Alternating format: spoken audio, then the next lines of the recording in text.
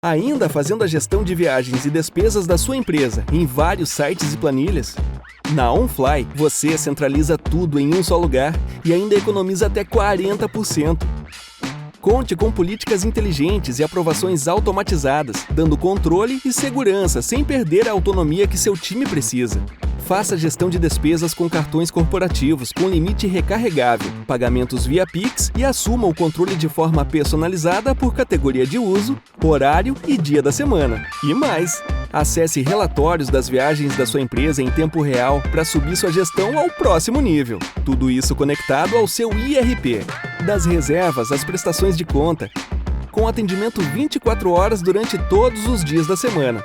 Faça como mais de 2.000 empresas e vá de OnFly. Suas viagens a trabalho não precisam dar trabalho.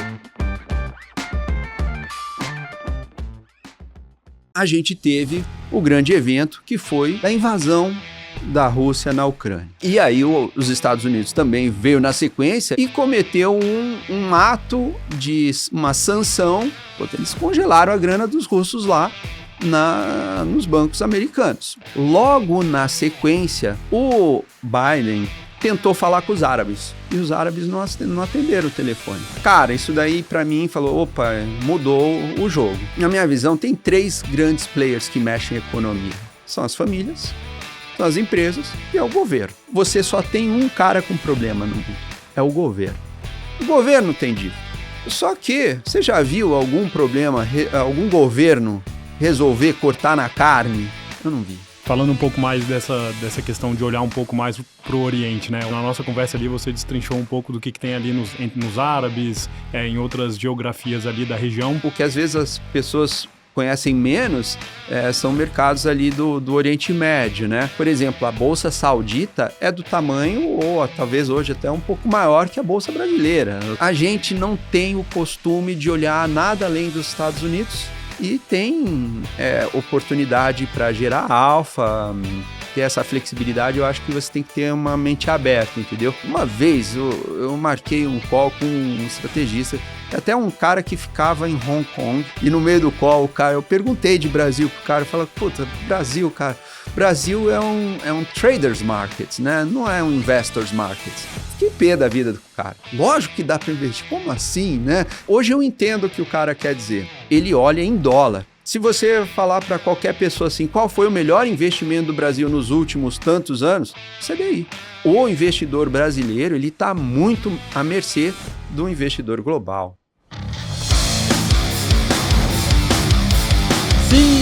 Sim, seja bem-vindo a mais um episódio do Market Makers. Eu sou o Josué Guedes, um dos fundadores desse podcast.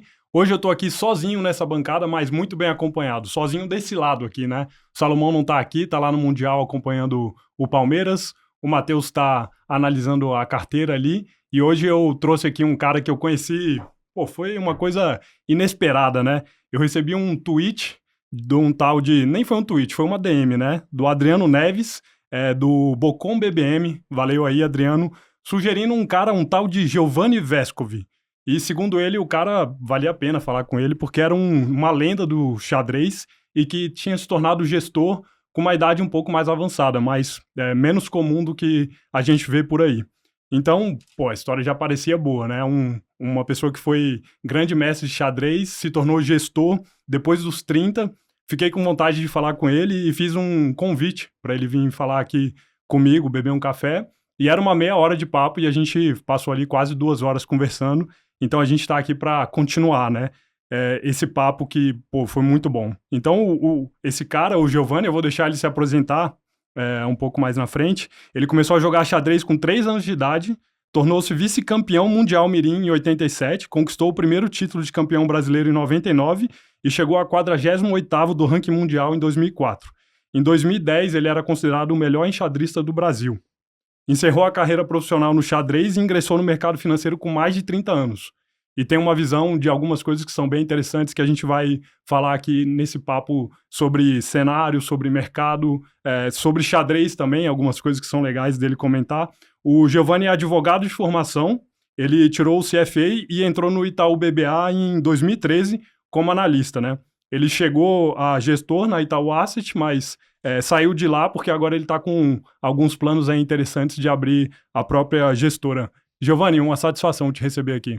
Josué, o prazer é meu. Prazer estar aqui num programa aí de muito sucesso. Eu acompanho o Market Makers, primeiro ouvindo de alguns amigos das iniciativas, daí obviamente tive a curiosidade de acompanhar alguns episódios. Parabéns pelo trabalho. Feliz de estar aqui. Obrigado pelo convite. Pô, o papo vai ser muito bom. Acho que a gente vai falar aí de Ocidente, Oriente. Bom, e vamos falar de Druckenmiller, vamos falar de algumas coisas aqui bem legais. Mas antes eu tenho alguns recados aqui. A Investo, que é a maior gestora independente de ETFs do Brasil, ela está junto aqui com o Market Makers com uma oportunidade exclusiva. Se você fizer o download do app da Investo e investir lá através do cupom MMKR11, você vai receber 1% de cashback. Então, você baixa o app, usa o cupom MMKR11 e você vai ter 1% de cashback. Lembrando que essa promoção é válida até o final do mês. Então, aproveite aqui o QR Code que está na tela para fazer o download do app. E uma coisa que chama muita atenção aqui nossa no Market Makers é 80% das pessoas que assistem os nossos episódios não estão inscritas no nosso canal. Então, você que assiste o nosso conteúdo aqui, por favor, deixa aí o seu like e se inscreva no canal para ajudar a gente a crescer no YouTube e entregar esse conteúdo para mais pessoas. E o Market Makers aqui conta com o apoio de uma boa, excelente assessoria de imprensa, que é da Ovo. A Ovo foi fundada em 2017 e ela presta um serviço diferenciado para empresas que estão precisando se comunicar melhor, criar um portfólio melhor de comunicação. A gente já está há 3 anos trabalhando com eles, fortalecendo a marca do Market Makers, eles nos ajudam em várias frentes. E se você quiser conhecer um pouco mais do trabalho da Ovo, você pode acessar ovocom.com.br ou clicar no link que está aqui na descrição desse vídeo e entrar em contato com eles. Bom, são esses aqui os recados iniciais. Giovanni, eu acho que uma das coisas que me chamou muita atenção no nosso papo, e isso até tem uma conexão com os seus planos futuros aí, que eu acho que você vai abrir aqui para a gente entender melhor, que é uma tese que você tem de um deslocamento Ocidente-Oriente em termos de investimentos, economia, e eu quero que você compartilhe aqui um pouco para a gente como é que está a sua cabeça em relação a esse momento atual do mundo. Claro, vamos lá. Bem, acho que para contar um pouco dessa visão, talvez valesse a pena dar um passo atrás, começar um pouquinho antes, né? Eu sempre fiquei muito curioso para entender por que o investidor brasileiro acabava investindo somente com esse home bias, né? Investindo só em Brasil, em Bolsa Brasileira, títulos de renda fixa brasileira, né? E a gente tinha uma pouca exposição internacional. Obviamente, com o tempo, a gente já viu isso, não só o investidor pessoa física, como os gestores, muitos ampliaram aí, começaram a investir bastante em US e tudo, né? Mas aí, nesse sentido, eu procurei sempre focar muito mais em investimentos offshore. Então, eu cobria mercados offshore e enfim, aí você começa a ler bastante coisa, teve alguns livros que começaram a chamar a atenção, né? Tem um cara que, obviamente, é uma grande influência para o mercado, que é o Ray Dalio, muita gente acompanha ele. Eu comecei a ler algum material dele lá atrás também, obviamente não foi nada disso que me influenciou, mas ele escreveu um livro interessante, um livro bem interessante aí, The Changing World Order e coisa, explicando um pouco desses grandes movimentos que a gente não vê acontecer o tempo todo, são movimentos mais geracionais, né? E aí, obviamente, a gente percebe que mais recentemente a China acaba sendo uma economia muito robusta, grande, a segunda economia do mundo já há algum tempo, né? Mas em termos de mercado, nunca foi assim um alvo, né? Algo que chamasse o interesse muito dos investidores. Obviamente, a gente teve um período ali das Big Tech chinesas, em 2015 em diante ali, e aí mais fortemente em 2018 e 2019, que coincidentemente foi quando eu entrei na Asset do Itaú, no time lá, nos nossos hedge funds, no High Alpha ali, trabalhando com o André Caldas, e ali naquele momento também, uma das minhas funções era cobrir empresas offshore e setor de tecnologia, E foi aí que eu comecei a ter um contato maior com empresas chinesas, né? Mas ainda assim, era algo muito bottom-up, muito stock picking, de uma certa forma, né? E aí, depois eu comento um pouco mais a carreira e tudo, teve uma transição, eu passei por uma posição de ser um cogestor de um fundo que seja voltado mais para a alocação, e com isso você tem uma visão um pouco mais top-down, você começa a ver um cenário macro, começa a ver outras geografias e ver o mercado de outras formas, né? Você vê muito mais triggers econômicos como drivers principais aí nas suas tomadas de decisão. Mas dito isso,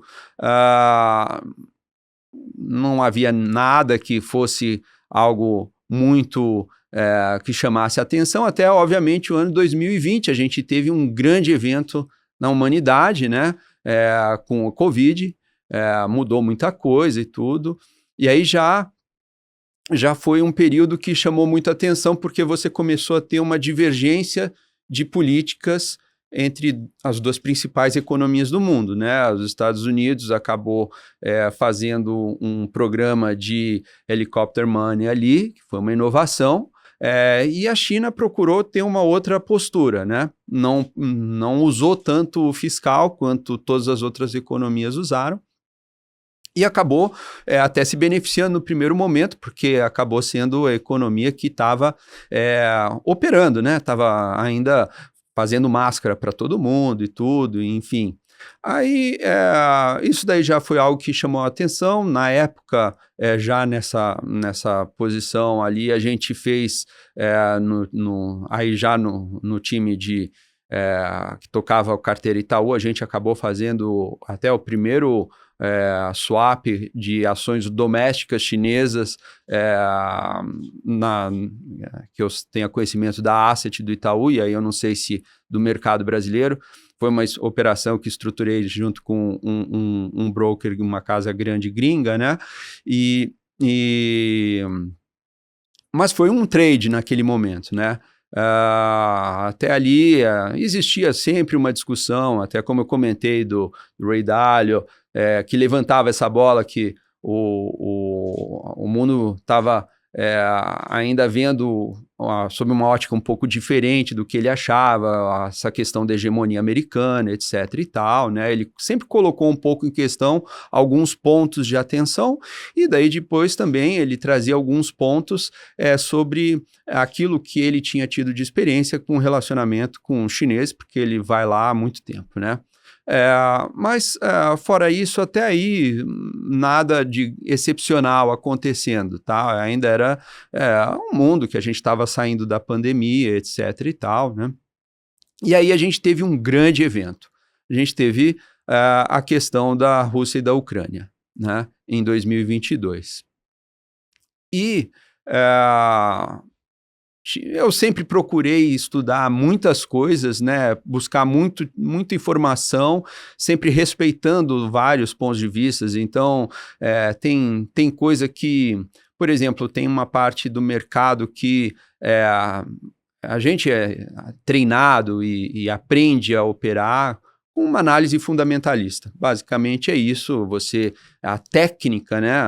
O conhecimento do gestor, do investidor, ele é fundamentado em alguma coisa, uma questão, uma análise, que vê aí, você tem vários elementos para analisar, uma empresa, um bond, etc. e tal, tá? Mas essa é a forma como os gestores sempre baseiam principalmente as suas decisões, e está certa, obviamente, você tem que ter um pano de fundo, um embasamento para tomar uma decisão de investimento, né? Você não pode investir em algo simplesmente por achismo. Mas existe uma outra parte dos investidores, aí muito investidor de pessoa física acompanha isso, porque é uma técnica de investimento, uma forma de análise, de estudo que te permite até operar ou fazer apostas no mercado, né? Em que você não precisa ter um conhecimento super profundo sobre uma empresa, que é a análise gráfica, análise técnica, que olha gráficos, etc., né? Isso daí era algo curioso, porque quando eu entrei no mercado, né, a gente... depois eu conto a história, né? Aquela síndrome do impostor, eu entrei e falei, eu não sei nada disso daqui, vai dar tudo errado, por que eu fui inventar de entrar no mercado financeiro, né? Mas no fim você vai aprendendo, e aí, graças a Deus, você vai conhecendo colegas de trabalho, pessoas experientes que vão te ensinando, ajudando no meio do caminho, né? Obviamente, ali no Research do Itaú, tinha muito profissional bom, trabalhei lá há alguns anos, e comecei a tinha analista gráfico lá, são amigos meus até hoje e tudo, né? E começaram a me ensinar algumas coisas, né? Só que eu sabia que tinha algum certo preconceito com esse tipo de análise, né? Mas eu falei, cara, tô aqui para aprender, me dá todo tipo de conhecimento que seja possível, né? Estudei, li, tudo. Tudo bem. O fato que eu quero dizer, assim, tem conhecimento em um monte de fonte, certo? Eu acho que você deve respeitar tudo e buscar o máximo que você puder. O que acontece é que também, e voltando no tema ali do que me fez essa visão de Ocidente e Oriente, né? Tinha um conceito que eu tinha lido sobre as ondas de Kondratiev, eram ciclos enormes de 50 anos e coisa. Eu falei, isso daí parece macumba, essas coisas assim, eu não quero muito acreditar nisso, não vou embasar nada que seja de investimento em cima disso, né? Mas, puxa, caras sérios estudaram isso, fizeram muito research a respeito, tudo. Você respeita, acha bacana, mas óbvio, um ciclo de 50 anos não é algo que acontece o tempo todo, né? Enfim, aí a gente teve o grande evento, que foi o evento da invasão da Rússia na Ucrânia, né? Cara, foi um divisor de águas para o mundo, para a economia global, e ali o que aconteceu? A gente que está numa parte do mundo que é o Ocidente, a gente não está acompanhando muitas coisas, nem entende exatamente a origem do problema. Toda hora tem uma guerra lá no Oriente Médio, ali em alguns países, sei lá, Abcásia do Sul, sei lá, Geórgia, não a Geórgia dos Estados Unidos, Geórgia lá na Rússia. Enfim, cara, você não vai ficar dando muita atenção para isso o tempo todo, né? E você fala, Rússia e Ucrânia, eles que se virem por ali e tudo, né? Mas, obviamente, esse foi um assunto um pouco mais relevante, né? E não era uma história nova, na verdade é algo que já tinha sido iniciado em 2013, aí tem toda uma história. A gente reage muito, eu digo a sociedade, a população em geral, e agora a mídia, né? Porque a mídia social, o Instagram, TikTok, Facebook, essas coisas todas, é imediato, né? Então, a reação inicial foi uma reação muito emocional de todo mundo, né? Invadiram a Ucrânia, uma guerra, maldade, coisa. É que não sei quem tá certo ou quem tá errado, eles são adultos, se viram, tá? Tem um problema ali, às vezes secular ali na região, etc, tá? É uma briga de poderes, etc, que você tinha ali um governo apoiado por Moscou, que caiu, daí ficou um governo apoiado pelos Estados Unidos, e tem uma questão de zona de influência de poder, etc. Mas o fato é que rolou a guerra, os russos chegaram, obviamente. Depois de muito tempo a gente entendeu que eles já vinham se preparando há um bom tempo, né? Mas eles invadiram porque eles falaram, a OTAN, vocês estão querendo pôr míssil aqui no meu backyard, aqui no meu jardim, não vai rolar, eu não vou aceitar. E aí criou toda aquela tensão, aí tem esse é um outro assunto, Kissinger falando, um monte de visões aí a respeito disso. Eu acho que podia ter sido evitado tranquilamente, mas... foi uma uma questão assim, vamos ver até onde vai, e, putz, acho que passou uma linha e ninguém acreditava, achou que ia ser um blefe e não foi, né? E aí, realmente, daí o gato subiu no telhado, o que vai acontecer agora? E aí a coisa meio que perdeu um pouco o controle num sentido, porque a reação da mídia toda, das pessoas em geral, foi tão grande, tão forte, que os líderes ocidentais, logo de cara os europeus, começaram a ter que se pronunciar e condenar o ato, né? Que é natural, ok?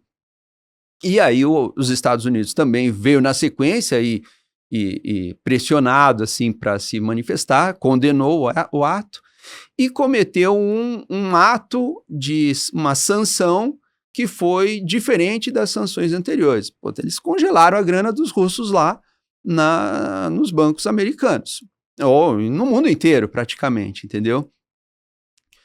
Aí, isso daí é algo muito diferente.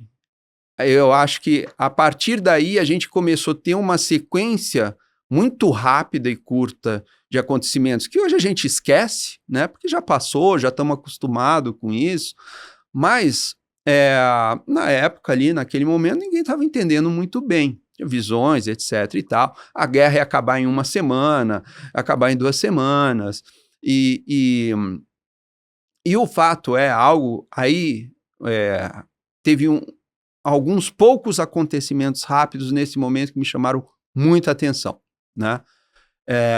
Primeiro, talvez, obviamente, um pouco de efeito de você ter tido uma injeção de liquidez muito grande no mercado com aquele helicopter money e todo o excesso fiscal, né, a liquidez que foi injetada, você teve um efeito inflacionário ali, etc. e tal, que colocava uma certa pressão nas taxas de juros, certo? Você ainda não estava vendo até então esse efeito, porque tinha tido um pouco das cadeias, mas aí você começa a pôr o petróleo em risco aí também de explodir, e aí você começa a exigir prêmio de risco nos mercados, etc. e tal, coisa que a gente entende, um efeito técnico, mas, as taxas de juros começaram a ser pressionadas, né? Eu acho que hoje também as pessoas não lembram muito bem disso, mas me chamou a atenção que logo na sequência desse asset freeze, né, no congelamento dessas, acho que eram 600 bilhões de dólares, alguma das reservas russas, né, o Biden, né, ele tentou falar com os árabes. Quero falar com vocês. E os árabes não atenderam o telefone. Não quiseram falar com o Biden naquele momento. Cara, isso daí para mim falou, mudou o jogo, entendeu? Porque quando o governo americano, que obviamente fala desde o padrão ouro, estabeleceu um voto de confiança na moeda, financia a gente, que vai estar tudo certo, não tem problema, o mundo está numa direção só, a gente já acabou, o Muro de Berlim caiu, tem a supremacia americana, está tudo funcionando bem, continua financiando a gente, o resto do mundo que vendia excesso de produção, tinha seu superávit, redirecionava toda a grana para os próprios Estados Unidos, né? Ou comprando ativos, ou comprando títulos americanos lá, ia financiando a economia americana. E, de repente, o cara falou assim, se eu não gostar de algo que você fizer, eu vou congelar a sua grana. Óbvio, tem os motivos por trás, não estou dizendo que não é algo, não deveria ter uma sanção nem nada. Mas ele mudou a regra do jogo ali, que para alguns players, isso daí, deixa a pulga atrás da orelha. Então, assim, beleza, até aí você tem simplesmente uma discussão geopolítica, tá? Mas, se você prestar atenção em março, pega um gráfico de longuíssimo prazo da Treasury, de 10 anos, que para mim é o termômetro do mundo, o barômetro de tudo, né? É onde você tira o seu risk-free, de uma certa forma, seu capital de referência, seu benchmark, né? Seu custo de oportunidade. A Treasury de 10 anos, naquele momento, explodiu. E você vê um gráfico de candles, de barrinhas ali, você vai ver que vinha desde a década de 80, uma tendência secular ali, obviamente da época do Volcker, né, que teve todo aquele problema lá, e você aí teve um período gigante de 40 anos de inflação caindo, você tinha, óbvio, volatilidade e coisa, mas você tinha uma tendência super clara. E aí a gente chegou na crise financeira, trouxe juros zero, e aí da onde vai para cá, não vai mais. E aqui a gente teve um evento que, para quem olha gráfico, tudo percebe que aquilo é um movimento brutal, em que aquele candle, ele rompe totalmente uma tendência com um volume gigantesco, e aquilo te dá um sinal. Então, essa combinação de coisas, o geopolítico, toda uma discussão que a gente já via vendo, puxa, tem outros países crescendo também, você tem também um efeito tecnológico que até no xadrez eu vejo isso acontecer, assim, você começa a ver talentos despontando em lugares inimagináveis, porque hoje você tem acesso à informação, internet, etc. Você começa a ver, o mundo tem mais coisa acontecendo, os mercados estão ficando mais interligados, natural, ia acontecer isso. E você começa a combinar. Então, na minha cabeça foi formando um mosaico, que era assim, eu acho que aqui a gente teve um movimento que mudou a configuração da posição, entendeu? Uma mudança estrutural que o mercado mesmo mostrou. O juros mundial vai ser diferente. Aí você começou a ter, essas coisas não acontecem de um momento para outro sozinhas, né? Vão acompanhadas de algumas outras coisas. Aí você teve inflação, os mercados se desequilibraram, só que a partir dali eu acho que ficou mais claro que você tinha a China apoiando de certa forma a Rússia, né? A China tem a sua zona de influência, que é mais ampla do que a gente imaginava antes, muita parte da Ásia também acompanha a China, e até, assim, a China é um player global gigante em termos comerciais, já há muito tempo é o maior parceiro comercial, vasta maioria dos países, até mesmo dos europeus, né? Então, ela tem uma influência grande. E aí o que aconteceu também foi o seguinte, eu falei, poxa, qual foi o posicionamento geopolítico dos players, né? A China ficou claramente em certa oposição, ele tenta trazer uma neutralidade, mas ele está do outro lado, né? Também esperando a vez deles de assumirem a liderança global, não sei se querem muito isso, né? Eles querem resolver o deles sempre, né? E aí você tem os árabes no meio do caminho, certo? Os árabes começaram a ver, puxa, isso aqui pode ser uma tremenda oportunidade. E os árabes começam a ser um hub financeiro ali no meio disso tudo. Você lembra que os russos vivem tirando férias ali, os árabes ficaram no meio do caminho. Óbvio, não precisam. Quem não precisa tomar posição numa hora dessas, não vai tomar posição, né? Você é um player que já vinha começando a trabalhar com os chineses bastante, toda a parte de petróleo, etc. e tal. Tem outras N iniciativas de investimento, tem um monte de coisa acontecendo por lá. E os árabes falavam, primeiro, eu não gostei dessa história aqui, tenho muita grana aí, eu não quero correr o risco, porque o argumento cara, se você não é uma democracia do jeito que os Estados Unidos acreditam que você deve ser, você tem um risco de correr, sua grana ficar presa lá, né? Então, esse jogo ficou meio confuso aqui, não é aquele jogo que eu estava acostumado. Então eles falaram, opa, eu vou ficar aqui, eu vou ser o intermediário, vou ser a Nova Suíça. Então essa foi um pouco a minha cabeça, entendeu?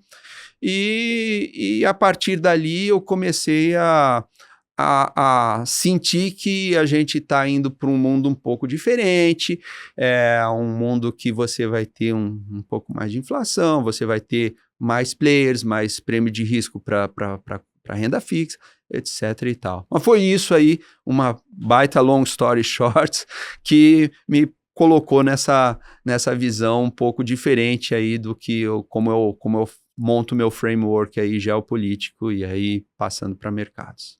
Pô, bem interessante. E agora, assim, falando para quem escutou essa sua maneira de enxergar, o que já são os sinais evidentes que você está vendo dessa mudança? Que você acreditou ali naquele momento que você viu essa disparada da Treasury, te chamou muito a atenção, e agora você já vê sinais de que realmente, quais são os indicativos que você vê na economia ou no mundo dos investimentos, de que isso está se concretizando, materializando? Eu acho que um outro elemento bem importante nessa análise que eu não abordei, mas que é super importante na minha visão, que é o seguinte, e eu comentei em passant, né, que os países ocidentais, principalmente, usaram muito fiscal, né? Sim. Os chineses não. Tanto é que até a gente agora, há muito tempo, já há alguns anos, vem discutindo, a economia chinesa tá mal, porque eles não conseguem gerar inflação e fazer mais crescimento nominal, tá? Mas, enfim, esse é um outro ponto. O fato é que, na minha visão, tem 3 grandes players que mexem a economia, né? São as famílias, são as empresas e é o governo, certo?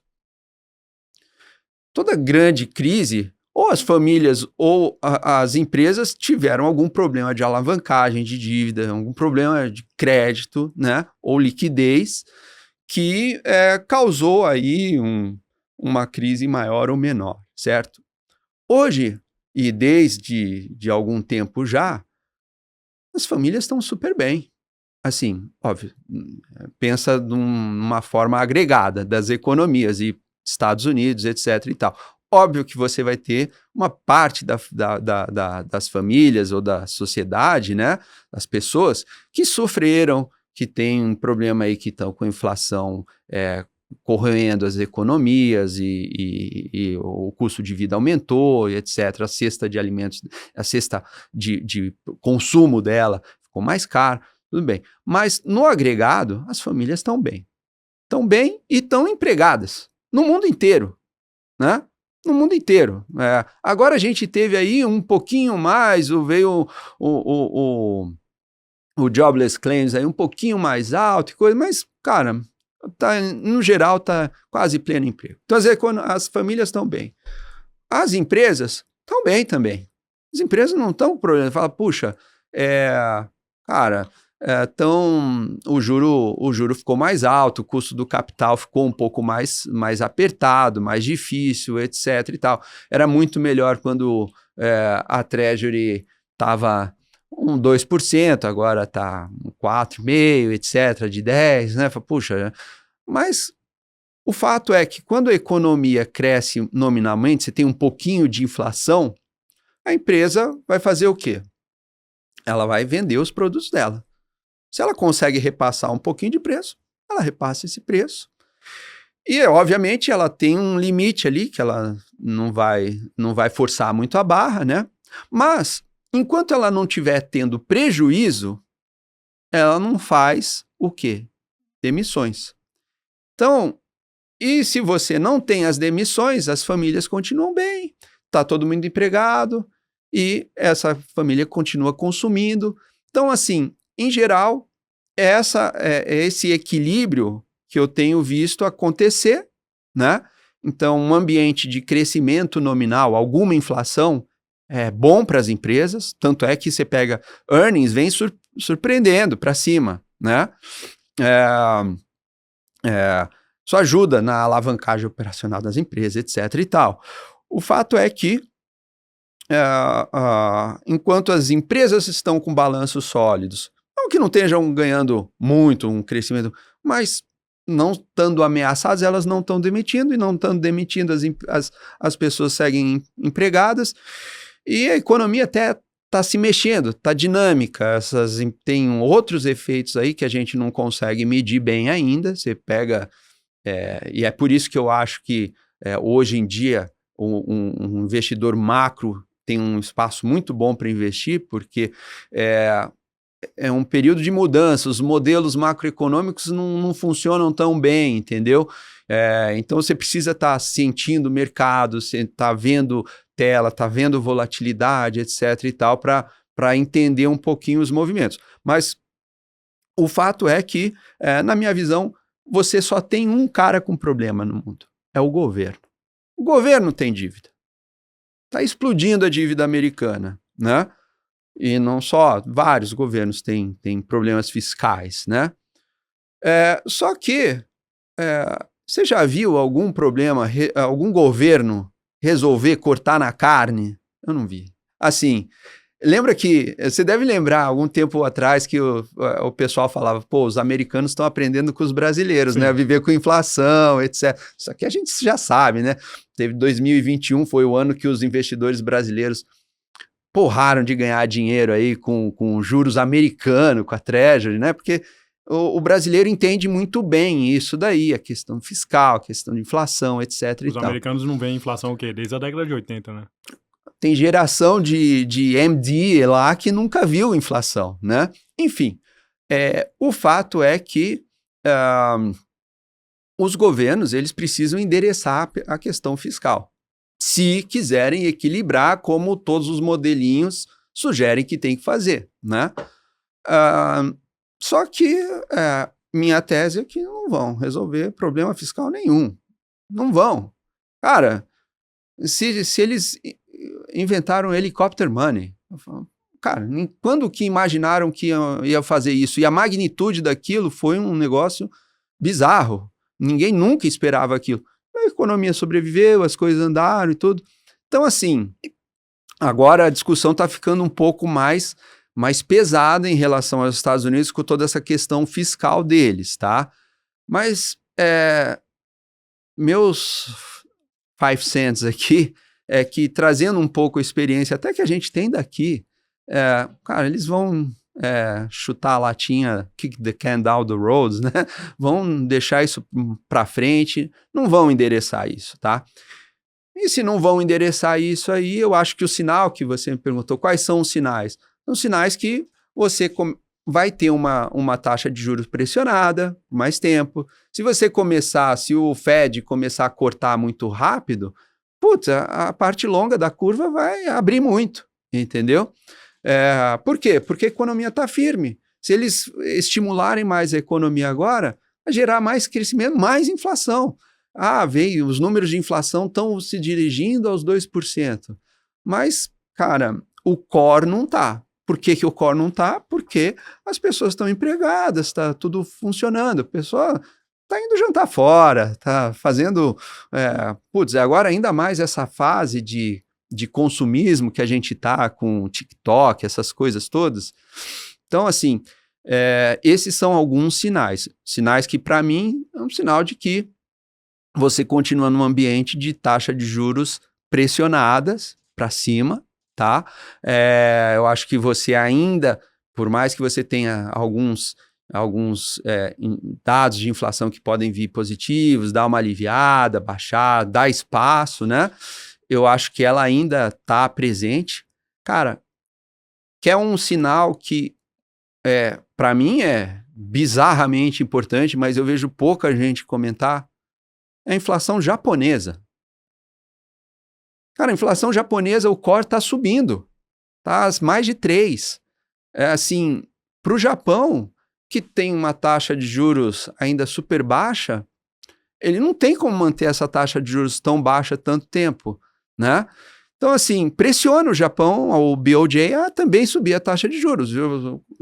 Todo mundo sabe, pelo menos já ouviu falar, que os japoneses são os maiores detentores de Treasury ex-governo americano, né, do mundo. Então, assim, se o Japão começa a subir a taxa de juros lá, você está pressionando o juro americano também, porque esse cara vai vender o título americano, vai pôr no Japão, que vai pagar um yield um pouco maior. Então, tem um equilíbrio de coisas muito sensível, são vários moving parts aí rolando, e o meu cenário base aqui é um cenário de que a gente ainda vai ter um período de crescimento nominal bom, acho muito bom para equity isso daí, e eu acho que como você não vai ter governo endereçando fiscal, é bom, vai ter excesso de liquidez no mercado. Olha a quantidade de dinheiro que está sendo investido em tecnologias que ainda não são provadas. Óbvio, a humanidade tem que ficar investindo em AI, em chip, coisa. Os caras estão fazendo coisas que você não consegue nem acompanhar. Mas é muito dinheiro. 500 bilhões de dólares, é dinheiro de pinga para eles. Pô, 500 bilhões de dólares é muito dinheiro. Da onde vem, ninguém sabe de onde vem. Qualquer coisa imprime isso daí, entendeu? Então, para mim, o sinal é esse. O sinal é um sinal de que o mercado de juros é um mercado que eu tenho batido na tecla há algum tempo, que eu não gosto eu não quero financiar governo nesse momento, né? Eu acho que você tem que cobrar um prêmio de risco bem alto aqui para estar em renda fixa. Gosto de equities global, né? Eu acho que você vai ter crescimento e gosto de commodities também. Acho que é um mundo que está indo para vai precisar voltar a ter investimento em ativo real, né? E é um pouco, são esses os sinais que eu estou vendo. E falando um pouco mais dessa questão de olhar um pouco mais para o Oriente, né? Eu acho que quando a gente fala de investimentos ali naquela área, o principal player que vem na cabeça é China, né? Uhum. Mas na nossa conversa ali você destrinchou um pouco do que tem ali nos árabes, em outras geografias ali da região. Aborda um pouco aqui para a gente, falando um pouco de equities também, como é que se olha a ação, o que tem de oportunidade para aquele lado? Então, investir nesses mercados, ele é super difícil hoje, principalmente para o investidor brasileiro. Primeiro, por acesso, às vezes é difícil, mas embora você já tenha corretoras que você consegue abrir uma conta fora e operar, dá, né?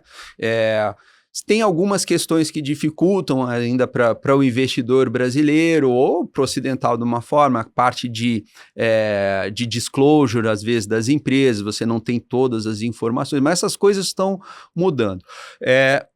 O que eu acho é que, assim, primeiro, você pode investir em broad indices, né? Então, você pode investir no mercado, às vezes futuro, ou um ETF de mercados, um MSCI Índia, um MSCI China, etc. Tá? Tem veículos para investir, tá? Aqui mesmo você consegue comprar BDR da Alibaba, então assim, você hoje tem acesso a esses produtos, tá? Obviamente que um stock picker raiz, um cara que, quer pegar aquela small cap, tem que ter mais trabalho, né? Mas assim, também tem muita oportunidade, né? Tem muito mais ação para olhar, etc. e tal. Eu acho que, assim, a gente conhece um pouco mais das big tech chinesas, etc., né? E mais pelo MSCI China, tá? Mas já tem formas de você investir em mainland China, que às vezes às vezes você pode fazer um relative value, entendeu? Fazer uma China doméstica contra a China de Hong Kong, sabe, de offshore. Tem outros mercados na região que são na Ásia como um todo, que o mercado indiano é um mercado de bull markets, assim, big time, né? Já há algum tempo. Até gestores brasileiros têm posições em Índia, a gente já vinha até mesmo como Casa, Itaú, sei que a gente olha esses mercados e tem interesse, etc., né? Mas o que às vezes as pessoas conhecem menos são mercados ali do Oriente Médio, né? Por exemplo, a Bolsa Saudita é do tamanho, ou talvez hoje até um pouco maior que a Bolsa Brasileira. Ou seja, talvez agora, porque os índices meio que deram uma divergida, assim, sabe? A Bolsa Brasileira deu uma andada, graças a Deus, né? E a bolsa saudita caiu aí uns 15%, 10, 15% de um pico aí. Mas o fato é que é um mercado grande, tem 200, 300 empresas no índice, tem IPO rolando pra caramba lá, e do ponto de vista macro, você também tem alguns tailwinds ali acontecendo, né? Alguns drivers que podem ajudar nas teses, né?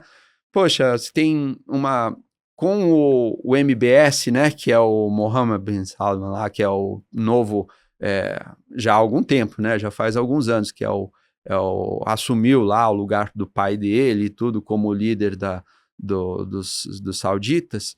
Ele é um cara novo, tem visões, é um cara que quer fazer acontecer, etc e tal, tá? Quando eu tive lá agora recentemente no Oriente Médio, conversando com alguns conhecidos amigos ali do Emirados Árabes e do Catar, eles me falaram, os sauditas são um pouco diferentes da gente, porque eles querem fazer tudo de uma vez, a gente vai construindo aos pouquinhos, os blogs, etc.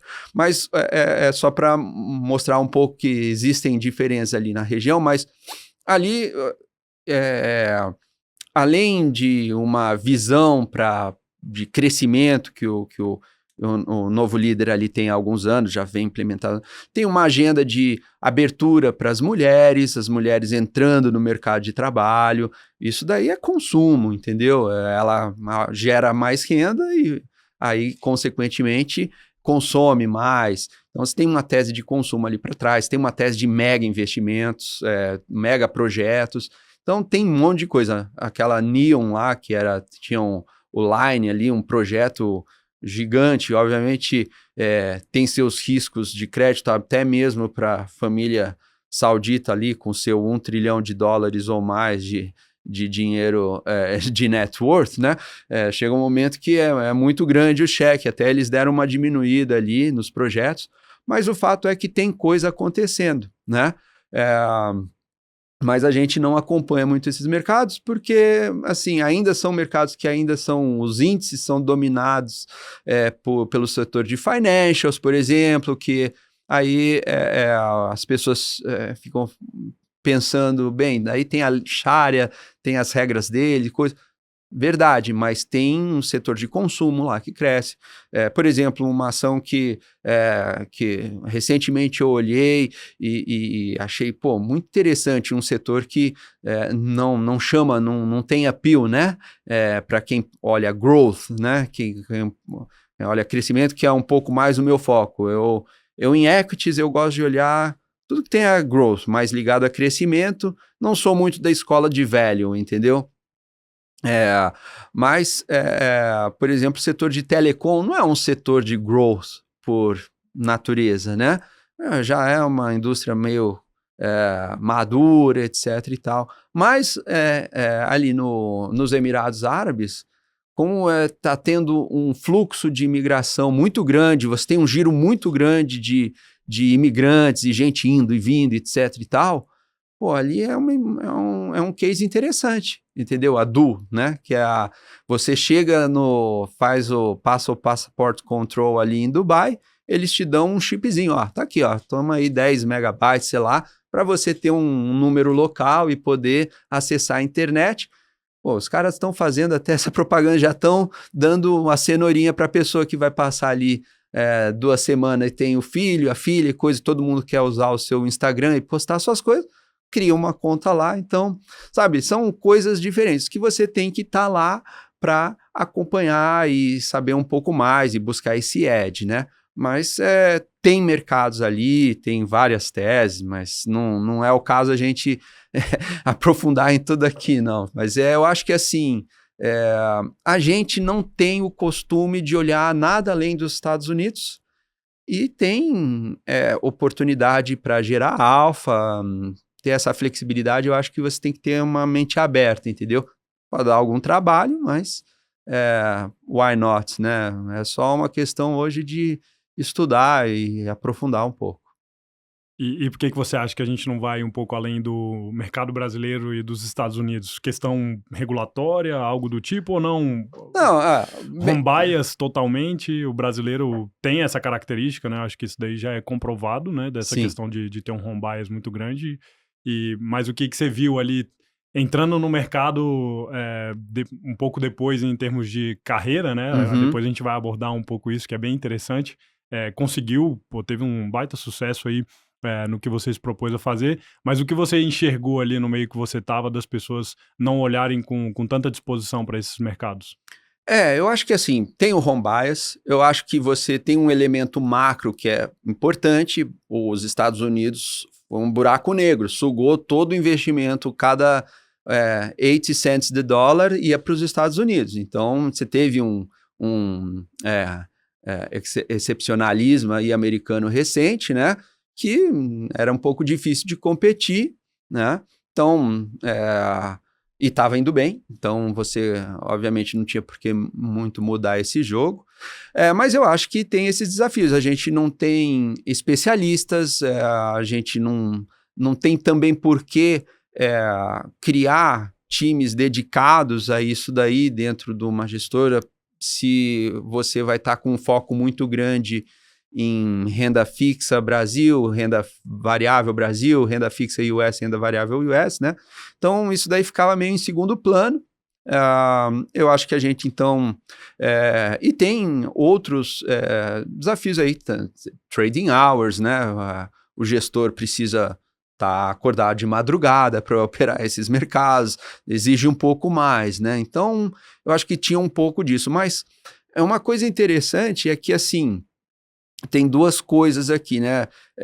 Obviamente, o pessoal que acompanha aqui o Market Maker sabe, você tem, pelos nossos reguladores, tem um investidor qualificado, investidor não qualificado, isso tem no mundo todo, certo? Mas pensando nos nossos investidores, o investidor não qualificado, ele tem menos veículos também, né? Então ele tem mais limitações. Então ele, por exemplo, os fundos que podem ser distribuídos para esses investidores, eles têm limitação de exposição offshore. Então, só pode ter 20%. Eu vou pôr 0,5% em Ásia. Então, não vou me dar o trabalho de olhar isso. Então, tem toda uma lógica aqui por trás.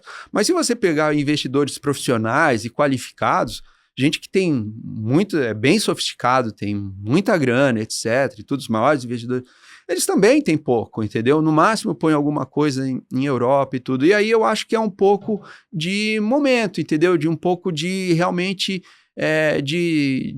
da necessidade de quebrar um pouco essa cultura. Eu acho que agora, como você está indo para um mundo um pouco mais multipolar, você está vendo as coisas acontecendo, entendeu? E, puxa, muita gente acompanha a tecnologia, né?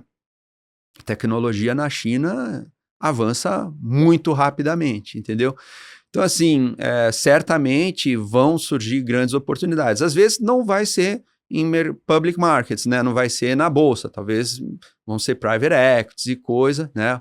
Alguns outros tipos de mercados, mas o fato é que faz todo sentido você olhar para essas regiões também, em termos de diversificação, em termos de oportunidade, em termos de flexibilidade, em termos de geração de alfa descorrelacionado, até mesmo para alocadores, né?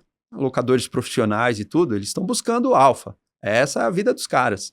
Só que, você tem 5 gestores, os todos estão operando US e Brasil, e aí vai ter uma correlação alta, né?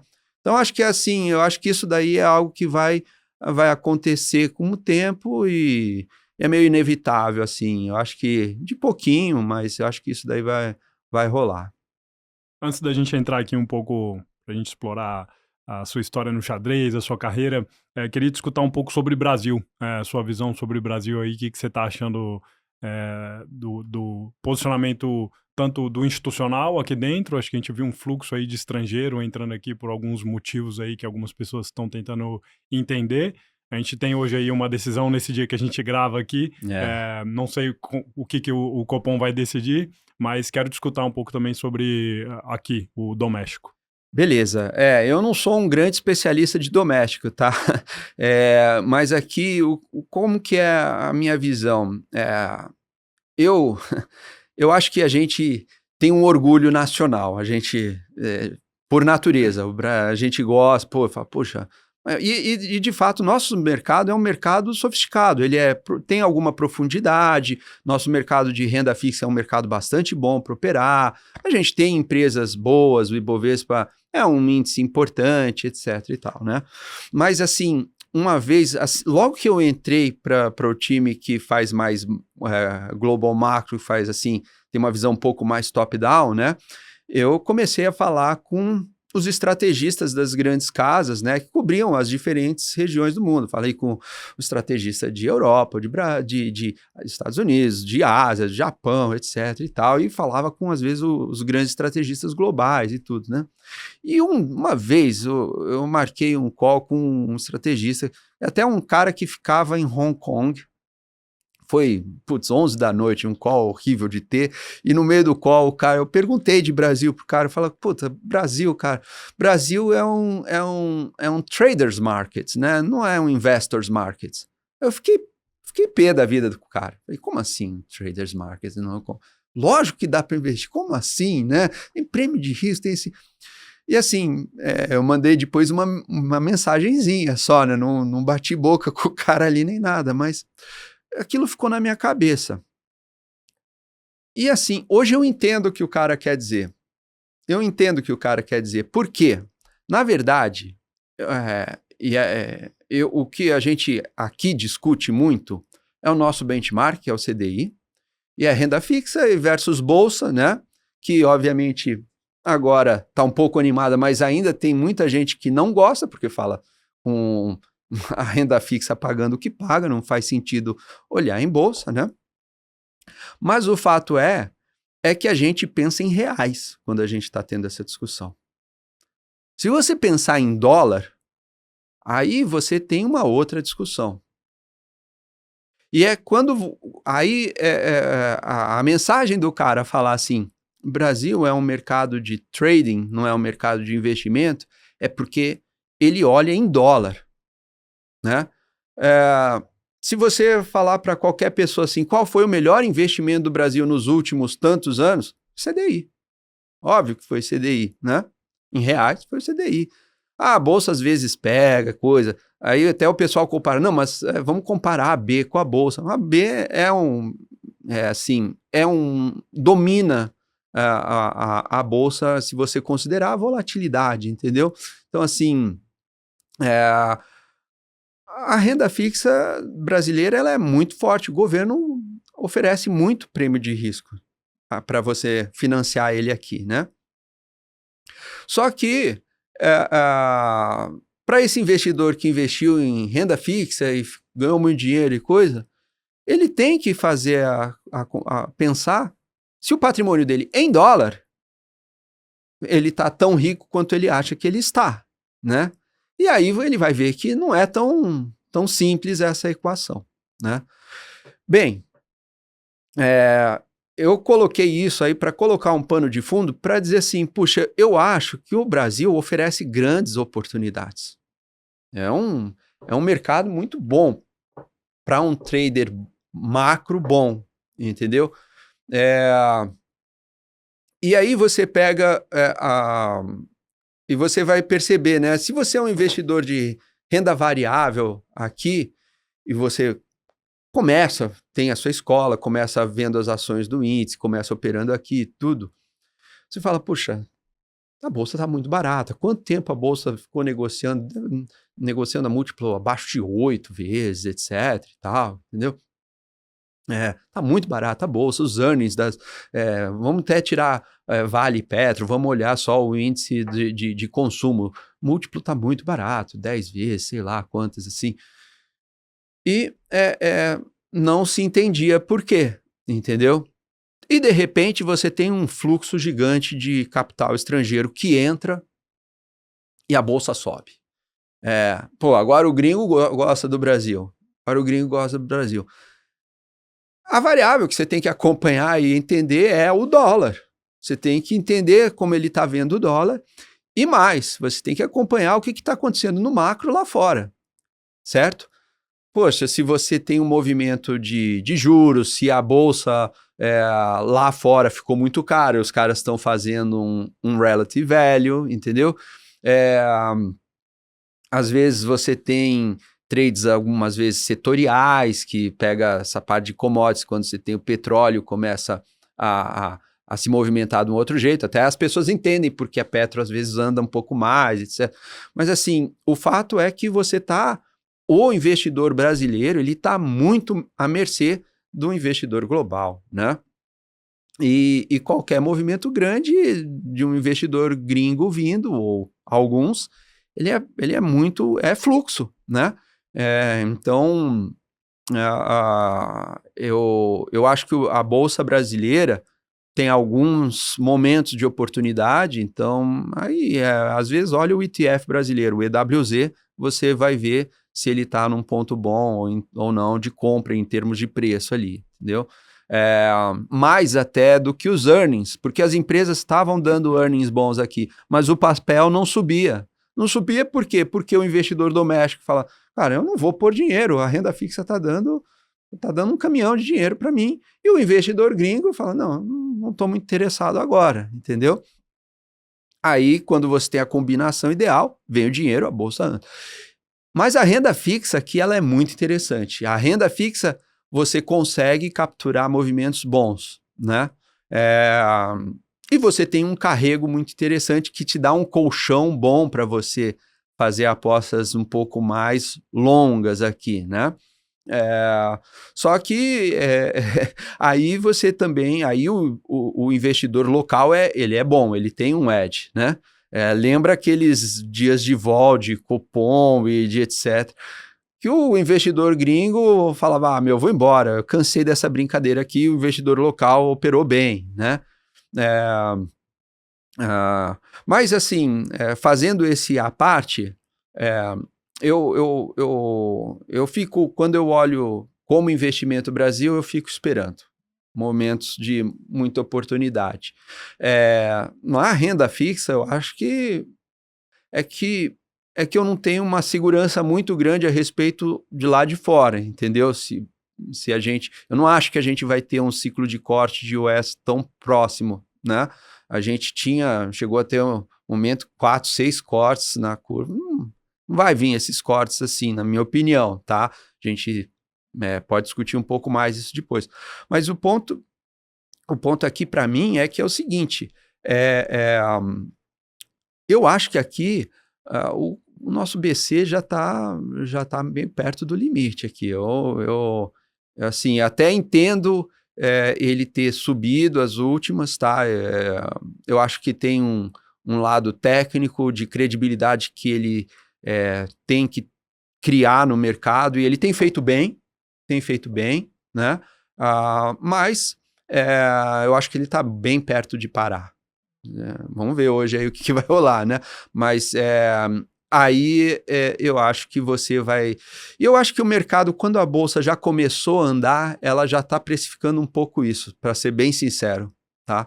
Eu acho que ele já está meio precificando isso. Então, mas eu preferiria a renda fixa hoje em dia. Então, aplicar, eu acho que juro real do jeito que está muito atrativo, né?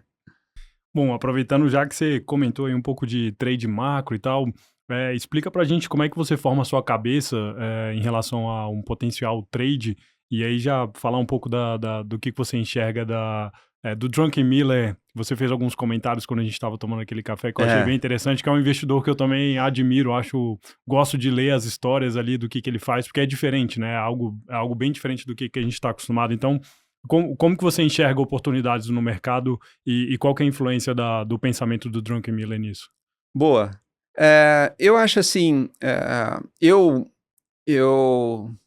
como que eu formo um pouco assim meu framework, assim, o meu modelo, assim, eu procuro rapidamente ver o que os preços estão dizendo, sabe?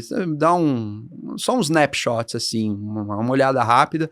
Opa, como é que estão os ativos? Para ver se tem alguma coisa que algum ativo está chamando muita atenção e tem alguma história diferente, tem algo que está me chamando muita atenção. Então, assim, eu parto um pouco do preço para chegar no macro, tá? Mas ele conversa um pouco junto. Porque você vê, por exemplo, aquilo que eu comentei daquele movimento da Treasury, entendeu? Sim. Foi algo que, poxa, a tela me mostrou, o preço me mostrou e o mercado, ele é inteligente, sabe? Você tem os forecasters, os economistas, mas o mercado, ele é soberano, ele tem a sua inteligência, ele acerta, entendeu? E assim, ele mostrou um caminho, mostrou um movimento. Então, aquilo foi um sinal que eu trago um pouco para a minha incorporação do meu cenário macro. Mas, a partir daí, eu tenho um cenário macro, que é esse que eu comentei para você, que eu não vejo mudar, assim, eu não mudo ele o tempo todo, entendeu? Esse meu cenário é desde 2023 ali, coisa, e ele ficou muito mais, 2022, 2023, ele ficou muito mais seguro para mim quando a gente ainda tinha uma discussão de no landing, soft landing, porque tinha ainda uma questão da guerra e tudo lá atrás, mas quando a Bolsa rompeu os 4.800 lá atrás, que ela era um teto, que ela tentava e não ia, e estava se aproximando, e a gente... eu até estava com uma cabeça meio de vender ali e tudo, mas quando veio, acho que foi um julho ali, meados do ano, assim, se não me engano, meados de 23, que a NVIDIA explodiu com AI e coisa, e a Bolsa rompeu ali, aí eu falei, putz, cara, o mercado está indo numa outra direção. Bem, o ponto que eu quero dizer é o seguinte, eu trago um cenário macro por trás e eu fico com ele. Esse meu cenário macro, ele tende a persistir, tá? De ser um mundo que vai ter um pouquinho mais de inflação, os juros, eu não sei se ele encontrou o equilíbrio dele, eu não sei se a Treasury 4,5 está no equilíbrio, ou se é para 5, não sei, entendeu? Eu ainda estou vendo essas coisas meio se desenvolverem. Eu acho que essa questão fiscal é um negócio que demora. Então, para mim, é mais fácil você ter, assim, que nem a gente teve em 1920, os Roaring Twenties, né? A gente tem mais uma década aqui de ano bom para mercado, né? De anos bons para mercados, do que você ter algo que reverta isso e a gente entre num bear market mais significativo, tá? Vai ter bear market e tudo, mas eu acho que a gente está num ambiente bom ainda para os próximos, sei lá, 5 anos, né? Embora é muito difícil prever mês que vem, né? Mas assim, em tese eu sento nisso daqui e vou tendo paciência, vou acompanhando, vou olhando. E a partir daí, óbvio, eu vou relendo os indicadores, os fundamentos macroeconômicos, como tem saído os PMIs, como está saindo o jobless claims, como está saindo o unemployment rate, como estão todos os indicadores de ativos, o preço de commodity, como estão os outros mercados. Você vai acompanhando isso tudo, tá? E às vezes você tem mercados que vão começando a criar oportunidades. E na minha cabeça, e aí entrando um pouquinho do pouco que a gente tem de informação do Druckenmiller, né? Porque tem pouca coisa que ele não fala muito, ele não escreveu um livro dele, etc e tal, né? Muita gente escreve sobre ele, entrevista e fala um pouco, né? Mas a gente não sabe tudo que gostaria de saber sobre ele, mas até onde eu sei dele, e é onde eu procuro me basear, ele é muito flexível, ele tem uma mente muito aberta, né? E ele respeita o lado técnico do mercado também, né? Então foi isso que eu tentei também incorporar. Eu acompanho muito o lado técnico. Por exemplo, hoje, o mercado CTA, sistemáticos, fundos quants, esses caras operam muito, tem muito trend follower e tudo. Então, tem outros pontos muito interessantes dessa parte técnica que depois a gente pode comentar, mas eu acompanho bastante isso daí, que é difícil, mas você vai tentando juntar ali as informações e formar sua visão. E aí eu fico acompanhando alguma coisa que possa dar uma assimetria muito grande, né? Então, por exemplo, o China, que foi um mercado que... ou Japão também. Quando lá atrás os bancos japoneses começaram a andar, eu dei um call lá pro time, falei, pro pessoal, falei, eu acho que os bancos japoneses vão andar. Pô, os retornos deles estão indo bem, os caras estão com uma rentabilidade atrativa para os padrões deles, estão com spreads bons, estão gerando dinheiro, mas price book deles tão baixo, coisa cresce pouco, etc. Cara, eu acho que tá andando. E aí você começou a ter o Buffett falando dos bancos, começando a falar de Japão e tudo, porque também a gente começou a ver a curva japonesa começando a dar sinais, começando a ver um pouquinho de inflação. Então, quando você começa a ver uma tendência, você tem uma oportunidade muito grande de pegar uma tendência muito boa. Só que você tem que ter uma certa paciência e agilidade para isso daí. Então, o legal de você olhar muitas coisas, você não vira um expert em tudo, você é um generalista e coisa, mas te amplia bastante seu universo, né, que você pode atuar. E eu acho que ele faz bem isso, sabe? E aí entra um outro ponto que é talvez a coisa mais difícil do gestor ou do investidor, né? Que é a parte de trading, né? É aí que todo mundo se perde, porque você tem que gerenciar riscos. E o que ele comenta... Então, assim, em geral, eu vou tentar trabalhar com uma alavancagem baixa, mesmo sendo um cara que olha global macro. Minha tese de investimento é operar com uma alavancagem um pouco mais abaixo do que em geral. Por quê? Eu acho que o mercado estando muito técnico, você tem players muito alavancados, que quando você tem algum elemento, algum evento que gera um trigger, você aumenta a vol muito grande, assim, você vai aparecer for sellers e você tem uma oportunidade de gerar um ganho aí com trading, né?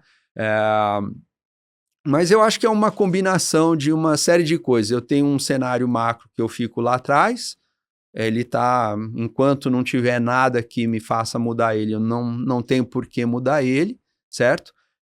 Sei que vão ter alguns movimentos, às vezes a inflação vai vir mais baixa, vai ter um spikezinho no unemployment rate, mas eu acho que ainda não é nada que tenha mudado o cenário. E aí eu vou acompanhando o preço e fazendo tipo um ciclo assim de gerenciamento de posições e vendo as posições. Mas investir também é isso, você tem que estar acompanhando tudo o tempo todo e é o trabalho contínuo de estar revendo as teses, revendo se não tem nada que você está deixando de escapar, cortar as posições que você não está muito seguro e não estão andando bem. Não tem que ter muito paixão pelas posições, né? Mas acho que é um pouco isso. O Druckenmiller, ele tem um modelo que parece ser um pouco isso, ele tem uma visão, ele é um cara que veio de equities, né? Então ele tem uma visão de equities por trás muito grande, então ele tem as alocações meio core deles ali, meio seculares, plays que ele gosta, que ele fica, carrega mais tempo, e em cima disso ele faz overlays macros, né? Com índice, com commodities, e aí moeda e renda fixa também, né? Mas, lenda, né? A gente tenta acompanhar aí, aprender um pouco com ele. Pô, bem legal. Acho que a gente já está chegando aqui num momento do papo que foi o que gerou grande parte desse interesse para a gente estar aqui conversando, né? A partir daquela DM que eu recebi. Queria escutar um pouco aí da sua trajetória, né? Acho que chama bastante atenção todo o seu histórico no xadrez. E depois você tomou a decisão de entrar se formou em Direito e tomou a decisão de entrar para o mercado depois ali na carreira, né? Quero que você conte um pouco para a gente aí dessa sua experiência no mundo do xadrez, trazendo algumas coisas que você acha que são legais para o mercado o que você aproveitou, se tem alguma coisa que dá para falar que você aproveitou da forma como você encarou o xadrez e tudo que você viveu dentro desse universo. Não, legal. Assim, eu acho que tem algumas coisas que minha experiência no xadrez me fizeram refletir sobre algumas coisas, tá? Puxa, como que você chega ao sucesso, como você conquista as coisas, né? Eu tinha até uma visão antes, quando eu comecei a carreira e tudo, mas depois, quando interagi com grandes lendas, assim, campeões mundiais, Karpov, Kasparov, Anand, quando eu conversava com esses caras, assim, uma vez o Karpov me falou uma vez, cara, eu perguntei, e aí, o que é que faz a diferença, né? Ele falou, cara, 50% é psicológico, é nervos. 50%, para mim era talento, ou hard work e tudo. Não, 50% é nervos. Então, assim, porque no alto nível, todo mundo tem o conhecimento técnico que o outro tem, entendeu? Todo mundo sabe, tem acesso às informações. No nosso mercado, todo mundo sabe fazer um DCF, sabe fazer um valuation, sabe calcular um bond, todo mundo sabe fazer essas coisas. Onde o cara tem a diferença, sabe? No trade, na operação, no psicológico, entender, saber administrar risco, saber segurar uma posição difícil, quando você tem oportunidade de ganhar, não aliviar rápido, tentar tirar o máximo. Assim, tem algumas analogias, tá? Mas no grosso modo, você tem pouca coisa para tirar, tá? Poxa, minha história com o xadrez, eu comecei cedo, uma das coisas que... eu sempre fui muito curioso, assim, intelectualmente, eu gostava muito de quebra-cabeça, joguinho, mapa, capital, qualquer coisinha que fosse um negócio assim que me chamasse a atenção, eu aprofundava um pouco, queria saber um pouco mais. E o xadrez é um jogo muito interessante, né? Em um grau de dificuldade e tudo, mas é um jogo muito interessante.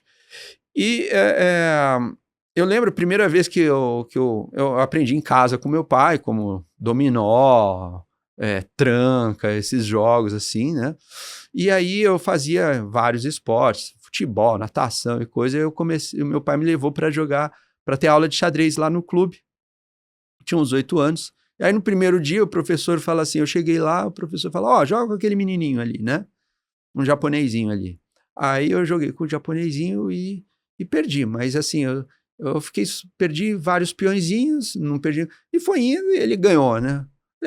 O professor falou, até que você foi bem, coisa assim, eu fiquei feliz, porque aí ele falou, não, ele é o campeão paulista, né? Eu falei, puxa vida, legal, né? Perdi só com os peõezinhos, foi bacana. Aí eu fiquei animado, comecei a ter aula e coisa assim, e aí ocorreu que nas férias, né, em dezembro, assim, todo mundo de férias, assim, e eu fiquei em São Paulo, tinha uns dias em São Paulo, e aí eu ia pro clube e ficava o professor lá sozinho, daí eu fiquei jogando com ele, fiquei pedindo para ele me ensinar um monte de coisa, então, em vez de ficar 1 hora, 2 aulas por semana, eu fiquei tendo um mês de intensivão, assim, né, eu ia lá, ele não tinha nada a fazer, me ensinava. Aí acontece que, no começo do ano, eu comecei a ter uns resultados melhores e tudo. E aí, eu ganhei o primeiro brasileiro, do Sub-10, e fui jogar o Mundial em Porto Rico, né? Eu tinha 9 anos, recém-feito 9 anos, fui para Porto Rico. Eu falei, caramba, cara, putz, aqui vai ter todo mundo bom, né? Poxa, aqui vai ser difícil, né? Eu não quero ficar em último, sabe? Era essa a minha preocupação. Aí, aquela síndrome do impostor, né? Puxa, graças, que legal vir aqui, mas, puxa, eu não sei se eu mereço estar aqui não, né? Aí, fui jogar com um rapazinho ali, um garotinho de Porto Rico, né? O menino começa com o lance do cavalo F3, assim, foi, puxa vida. Pô, lá no meu país, todo mundo começa com o peão do rei, que esse garoto aqui, ele deve saber muito, né? Então, assim, eu já comecei preocupado e tudo. Mas foi indo o jogo, ele foi cometendo uns lances assim que eu achei um pouco duvidosos. Aí ele estava meio animado com uma ideia, eu falei, ele quer fazer essa ideia aqui. Eu falei, poxa, mas ele não está vendo que 2 lances depois vai acontecer isso aqui, eu vou dar um duplo, ganhar a dama dele, né? Será que ele vai cair? Isso é tão simples assim, né? Mas Eu falei, pô, eu tô achando que ele vai cair. E ele caiu, eu ganhei a primeira partida, né? Eu falei, pô, graças a Deus. Aí você, sabe, quebra uma barreira, fala, puxa, você tem condições de lutar de igual, entendeu? E aí foi uma experiência muito bacana, eu terminei em segundo lugar no Mundial, aí você volta super animadão, um troféu do meu tamanho, e aí todo mundo começa a ter medo de jogar com você. Então a vantagem do first mover aqui, do pioneiro no esporte, também existe, né? O cara que ganha a primeira vez, ele gera um respeito dos adversários que jogam com um pouco mais de medo contra ele. Mas o fato é que eu me motivei muito e aí eu passei a estudar muito. Então, eu acho que o xadrez me trouxe foi muita disciplina. Óbvio, o talento ajuda, mas, cara, você tem que estudar muito, tem que ter um lado técnico por trás muito bem embasado, você precisa ter um autoconhecimento muito grande, você precisa entender quem é você, entendeu? Às vezes, assim, puxa, onde eu aprendi mais? Nas partidas que eu perdi, né? A gente gosta de contar os trades que a gente acerta. Eu gasto muito tempo pensando no trade que eu errei, né? Então, assim, poxa, e no xadrez é isso, você aprende mais com a derrota e é visível como você aprende mais com a derrota, tá? Então, você também ter a humildade, cara, sempre tem um cara bom aí, tem muito cara bom pelo mundo. Então, acho que as coisas fora do tabuleiro me ajudaram me ensinaram muita coisa, ter paciência, ter resiliência. E eu acho que hoje em termos assim de gestão e tudo assim, para mim, né? Eu acho que esse lado psicológico do mercado, tentar entender o mercado, é algo que eu dedico muita atenção a isso, então eu fico sempre pensando muito nos players, como está o sentimento do mercado, e esse lado técnico é um driver importante, né? Mas a minha carreira, eu sempre, cara, eu jogava porque eu fui bom aluno no colégio e tudo, mas aí eu terminei o colegial com 16 anos, terminei mais cedo, né? Eu pulei um ano e daí eu falei, puxa, pro meu pai, quero me dedicar aqui ao xadrez, quero ver até onde eu vou, como eu tinha ganho um ano, ele falou, tá bom, pega esse ano e fica aí meio estudando, etc, vê aí. E eu queria ver até onde eu conseguia chegar. Então, e aí era um trade-off muito difícil, porque eu estava numa ascensão muito grande no xadrez, aí virei grande mestre, top 100 do mundo, número 1 da América Latina e coisa. E aí eu falei, puxa, eu quero ser um dos 10 melhores do mundo. Humildemente, antes eu queria ser campeão do mundo, quando eu era garotinho, mas aí eu vi que não ia dar, eu falei, deixa eu pôr a barra um pouco mais baixa, eu quero ser um dos 10 melhores do mundo. Aí não dava também. E aí, em algum determinado momento, eu fiquei 10 anos entre os 100, mas eu não consegui passar dos 30 não publicados, 30 e poucos não publicados, mas assim, ficava ali oscilando entre os 50 do mundo, assim, um período que eu estava indo muito bem, mas é um ambiente muito competitivo, é difícil, e aí eu atingi um nível, eu acho que o meu pico como jogador foi perto dos 25 anos, 26 anos, então lá para 2004, e aí eu atingi um nível alto, daí eu dei uma declinada, quando eu comecei a trabalhar eu me formei, comecei a trabalhar com direito também, a advogar, e aí eu tive um novo pico em 2010, até foi o rating mais alto que eu atingi, para quem gosta de xadrez aí e acompanha. Hoje cara, eu fiquei sabendo, tem tanto cara do mercado que acompanha lá Chess.com e tudo, e joga online, eu nem imaginava, mas o meu maior rating foi 2.660 em 2010. Falei, opa, será que agora vai? Logo em seguida já tomei umas pauladas aí eu falei, não, aí eu já estava decidido a fazer uma transição, porque eu não estava ali por uma questão de grana nem nada, eu queria saber até onde eu ia, né? Putz, eu não vou chegar mais longe que aqui, e eu acho que tem mais coisas legais para fazer na vida, etc. E aí tive uma epifania, assim, falei, putz, quer saber? Não gosto de direito, não é a minha cara e tudo, eu sempre gostei de números e coisa, conversei com os amigos meus, falei, putz, cara, queria entrar no mercado. Falei, porra, super amigo meu, né? O cara que estudou comigo e coisa, ele falou, tá bom, mas o que você sabe de finanças? Eu falei, sei zero. Você já viu um balanço? Nunca vi um balanço. Cara, então faz o seguinte, Você passa... tava com que idade aí? Tinha 33, eu acho. Faz o seguinte, vai lá na GV, compra um livro ali chamado Valuation, da Modaran. Aí eu fui lá, comprei, beleza, estuda aí. Aí ele, 2 semanas depois, me ligou, e aí, já leu? Tô terminando, beleza, tem umas entrevistas aí, coisa. Aí eu comecei a fazer algumas entrevistas, 3 bancos. Não é um processo seletivo tradicional, porque aqui no Brasil não é muito comum, você pega... nos Estados Unidos eu acho que tem mais flexibilidade, pegar bachelors em arts e coisa, pega o pessoal com... Aqui no Brasil é engenheiro, matemático, né, essas coisas assim. Economista e muito pouco advogado, né? Até o pessoal que é de direito acaba indo mais para crédito, special seats, essas coisas, tá? Mas, enfim, e aí eu tive algumas entrevistas e tive uma oportunidade, daí eu entrei no BBA no crédito e aí rapidamente eu fui pro research da corretora. Então eu entrei no crédito, entrei no banco em 2012, setembro de 2012, aí fui pro research, daí descobri que era o CFA que era a principal coisa, daí eu estudei, tirei o CFA, e aí eu fui para Asset. Então foi um pouco essa jornada, um pouco bem fora do padrão aí, mas entre erros e acertos tem dado certo.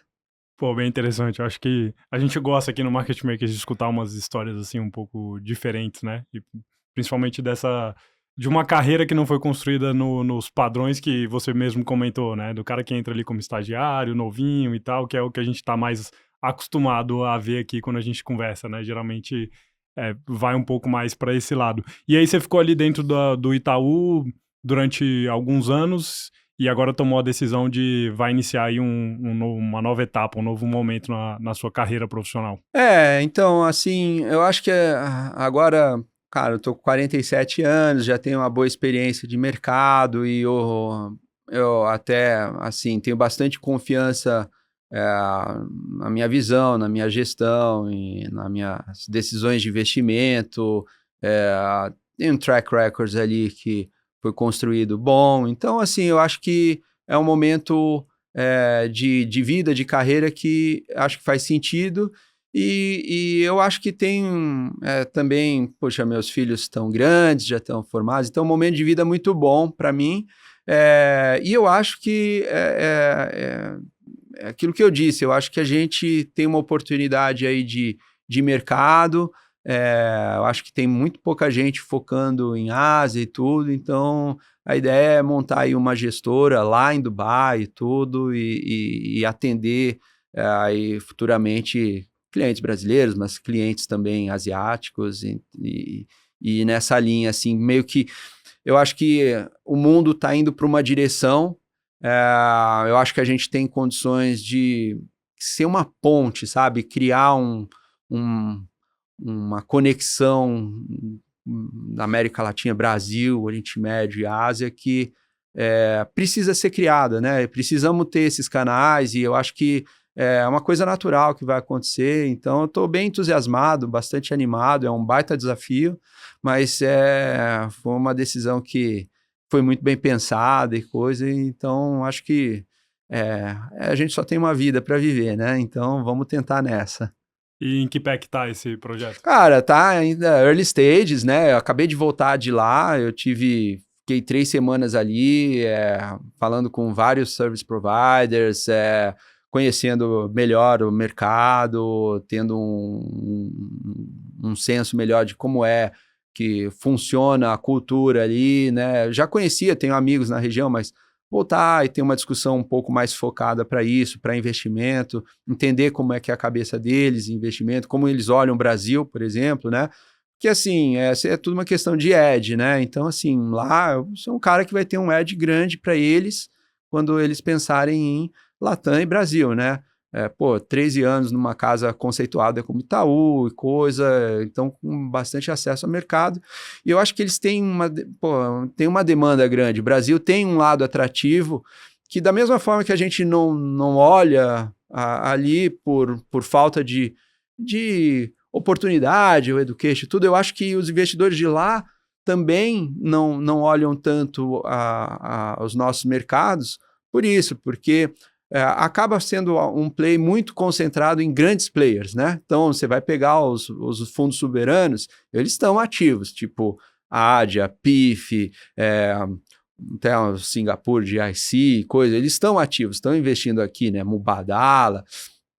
Só que você tem um tier de investidores que está um pouco abaixo desses caras, que são gigantes também, entendeu? E eles têm interesse em real estate, têm interesse em agro, têm interesse em um monte de coisa que o Brasil tem para oferecer em todo um desenvolvimento de infraestrutura que precisa ser feito aqui. Tem muitas teses legais, né? E aí é um trabalhinho de criar relacionamento e criar essa conexão que precisa ser feita, né? Entendi, pô, bem legal e desejo sucesso para esse obrigado, vamos ver se dá certo, né? Esse é o novo projeto aí. A gente já tá chegando aqui no final do programa e a gente tem aqui a dinâmica do ping-pong, né? Então, vou fazer umas perguntinhas aqui para você responder um pouco mais direto e reto, né? Aí do tamanho de um tweet, né? Então, a gente começa com 3 livros. Um livro de mercado, um livro fora de mercado e um livro para não ler. Então, começando aí com o livro de mercado, o que você recomenda? Cara, eu gosto muito do The Alchemy of Finance, do Soros, que, assim, é um pouco a escola deles, né? Ele, do Druckenmiller. Eu acho que tem muito aprendizado ali, que ele parece... Assim, sim, eu entendo, ele tentou criar um modelo, um framework na cabeça dele, mas ele também tem uma cabeça um pouco não linear, que é meio a minha, assim, sabe? Eu vou juntando uma série de coisas e vou vendo e aí eu vou criando uma tese e vou montando um portfólio e posições, né? E eu acho que ele também é um cara que respeita o lado técnico do mercado bastante. Então ali você tem algum aprendizado e é um dos poucos caras que eu via comentar os trades que ele fez, entendeu? E ele comenta numa sequência, ele fala, esses 3 meses foram assim, putz, saí aqui. Óbvio que deu certo de dar uma janela boa para ele ali, não sei se foi de caso pensado ou ele teve várias janelas para escrever, enfim, mas ele diz que foi real time ali que ele estava fazendo. Então, achei isso muito bom, porque no xadrez é muito comum um cara ensinar, ou o cara analisar as partidas e publicar. E ele não tem nenhum medo de publicar os segredos dele, porque assim, cara, quer tentar copiar, parabéns, copia aí, quer tentar me questionar, e no xadrez, especificamente quando nasceu essa cultura, os caras até querem que seja questionado para eu debater a minha tese, não, isso aqui é bom por isso, você fala, não, mas vamos debater, entendeu? Então esse é um livro muito bom, esse é um livro de mercado que, cara, tem N livros de mercado bons para falar aqui, mas se fosse falar um que eu gosto, é esse aí. E um tema livre? Tema livre, putz, cara, assim, eu acho que vou pegar um tema fora de mercado, assim, sabe? Teve um livro, assim, que eu li quando era garoto, assim, que era A Insustentável Leveza do Ser, do Milan Kundera, assim. É um autor tcheco, antigão, assim, sei lá, década de 70, 80, sei lá, quando ele escreveu o livro. É um livro um pouco sobre escolhas, vida. Puxa, a vida é uma só, vai nela, entendeu? E você não tem contrafactuais, entendeu? Na vida e tudo, e tá tudo bem, entendeu? Então é um livro que eu gostei de ler, mas talvez não tenha... Ou, talvez relendo hoje eu nem pensei a mesma coisa, sabe? Mas é um livro que eu gostei. E o short aí, um livro para não ler? Cara, esse aqui talvez seja algo que crie oposições à visão, entendeu? Crie polêmica, mas O Capital, do Piketty, não pelo pelo livro ou pelas teses, ou... Cara, na verdade, eu acho que o que ele fez foi um trabalho muito legal de pesquisa. Tem até quem critique, que fala que teve alguns dados que foram meio esquisitos ali, mas assim, eu suponho que foi tudo bem feito, que foi certo, eu acredito nele e tudo, mas eu acho que você conseguiria reduzir aquele livrão gigante, alguns gráficos e duas frases curtas, não precisaria falar tudo aquilo que ele falou, sabe? Teve alguns inputs muito bons do livro, sabe? Que, tipo, a taxa de retorno sobre a Terra, é um negócio assim, séculos 1600, 1500, 1700, etc. Então você vê um pouquinho como que é a visão de retorno do investidor, etc., em diferentes períodos de tempo, mas para isso tem um livro melhor do Edward Chancellor, Price of Time, eu acho que é o que fala sobre a história dos juros, que é muito mais legal. Mas assim, eu diria o short é o capital do Piketty, porque eu acho que falar muito para... ele quis provar ali o tema dele, mas... alguns poucos slides já faziam um resumo, você não precisa dedicar tanto tempo lendo aquilo tudo ali. Podia ser um texto no LinkedIn. Basicamente, hoje estaria tudo certo. E uma música e por quê?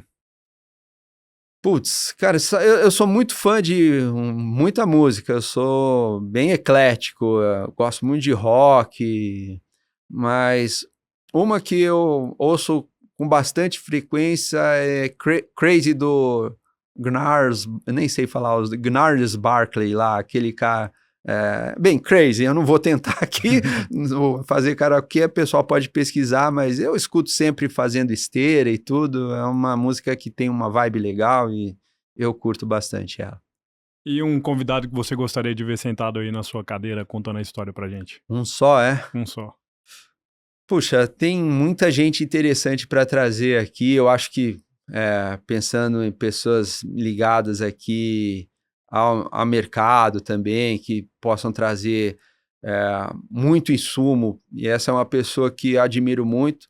Tem um viés, não vai falar que é nepotismo, eu convidaria a Ana Paula Vescovi, economista-chefe do Santander. Eu acho que ela teve, toda a experiência dela no Tesouro, então uma pessoa que teve experiência no poder público, na iniciativa privada, uma pessoa muito preparada, eu acho que vale. Se não valer nepotismo, aí a gente busca um outro nome. Não, se for bom, tá valendo aqui. Ótimo, eu acho que você vai gostar. Se você puder fazer a ponte aí, a gente aceita. Faça, com certeza. Perfeito. E a música, um convidado, bom, é isso. Acho que foi um papo muito bom aí, obrigado pelo seu tempo. Eu gostei bastante aqui, eu acho que a audiência também vai gostar de escutar um pouco da sua cabeça e da sua história. Obrigado, é um prazer, eu acho que fico feliz pelo convite, parabéns pelo projeto, pelo programa, e do lado do xadrez, assim, eu acho que é legal vocês também terem dado essa oportunidade, porque... eu acho que tem alguns aprendizados, eu acho que, assim, até mesmo para as crianças é um negócio legal, sabe? A gente tem uma ONG que faz um trabalho em cima disso e tudo, então... aproveita para divulgar, um pai aí que está querendo... A gente tem muitos pais aí que escutam a gente, um pai que está querendo incentivar um filho a começar aí a jogar xadrez, eu acho que faz muito bem, né? O que você indica? Como é que começa? Nossa, assim, eu acho que é uma ferramenta super boa, tá? Eu acho que a idade para começar pode ser 5, 6 anos, já dá para começar a aprender. E é um campo de teste muito interessante, até para você aprender mais sobre seu filho, sobre a personalidade dele, lado psicológico. Então, assim, saber lidar com a vitória, com a derrota, saber ganhar, perder. Então, tem vários ensinamentos. Então, acho que a primeira parte é introduzir e mostrar só o jogo, né?